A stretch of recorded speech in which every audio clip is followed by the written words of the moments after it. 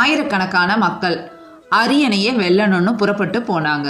வென்றது ஒரு இளைஞன். ஒரு செழிப்பான ராஜ்யத்தை ஒரு அரசர் ஆண்டுட்டு வந்தாரு. அவருக்கு ரொம்ப வயதாயிடுச்சு. ஆனா அவருக்கு ஒரு பெரிய கவலை இருந்துச்சு. அது என்னன்னா, அவருக்கு வாரிசு இல்லைங்கிறது தான்.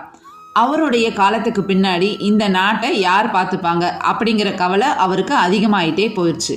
ஒரு நாள் அவர் தன்னோட குருவை போய் பார்த்தாரு. குரு கிட்ட தன்னுடைய கவலைய சொன்னாரு. குருவே, எனக்கு வயசாயிடுச்சு. என்னோட மறைவுக்கு பின்னாடி இந்த நாட்டை ஒரு நல்லவங்கிட்ட ஒப்படைக்கணும். இந்த சிம்மாசனத்துக்கு தகுதியான ஒருத்தரை எப்படி கண்டுபிடிக்கிறது அப்படின்னு கேட்டாரு.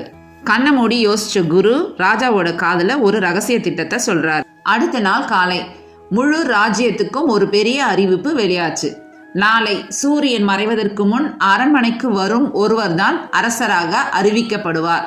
இந்த அறிவிப்பை கேட்ட மக்கள் எல்லாரும் ஆச்சரியமானாங்க.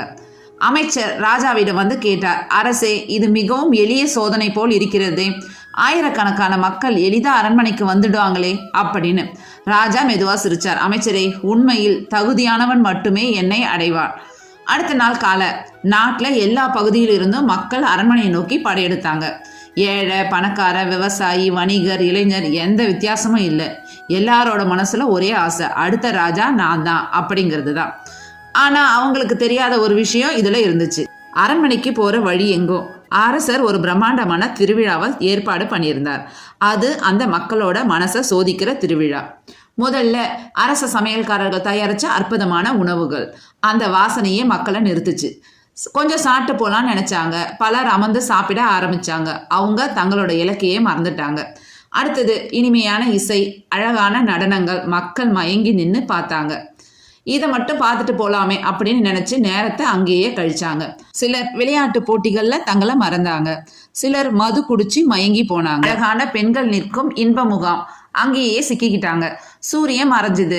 ஒருத்தரும் அரண்மனைக்கு வரல. அமைச்சர் கேட்டார், அரசே, பல்லாயிரக்கணக்கான மக்கள் புறப்பட்டு வந்தாங்க, ஆனா ஒருத்தரும் இங்க வரலையேன்னு. அரசர் சொன்னார், அவங்க தங்களோட பலகீனத்துல சிக்கிக்கிட்டாங்கன்னு. அந்த நேரத்துல தொலைவில் ஒரு இளைஞன் நடந்து வந்தான். அவன் சோர்வா இருந்தாலும் அவனோட கண்கள் நேரா அரண்மனையை மட்டுமே பார்த்துட்டு இருந்துச்சு. அவன் வழியில பார்த்த உணவோ மதுவோ மாதுவோ எதுவும் அவனுக்கு கவனச்சிதறலை ஏற்படுத்தல. காவலர்கள் தடுத்தும் அவன் அரசனை வந்து சந்திச்சான். குரு சிரிச்சா. தன்னை வென்றவன் தான் உண்மையான ராஜா. அந்த நொடியில் ராஜா தனது கிரீடத்தை அந்த இளைஞனின் தலையில் வைத்தார். அன்று ஒரு புதிய ராஜா பிறந்தான். அவன் ஒரு நாட்டை வெல்லல, தன்னையே வென்றான். வாழ்க்கையில நம்ம தோற்கடிப்பது தடைகள் அல்ல, நம் இலக்கை மறக்க வைக்கும் ஆசைகள் தான்.